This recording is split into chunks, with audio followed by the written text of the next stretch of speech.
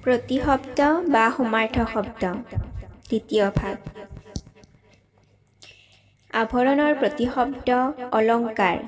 আনন্দৰ প্ৰতিশব্দ ৰং আমোদ ধেমালি আত্মীয়ৰ সমাৰ্থক শব্দ কুটুম আপোন আকাশৰ সমাৰ্থক শব্দ গগন অম্বৰ নীলিমা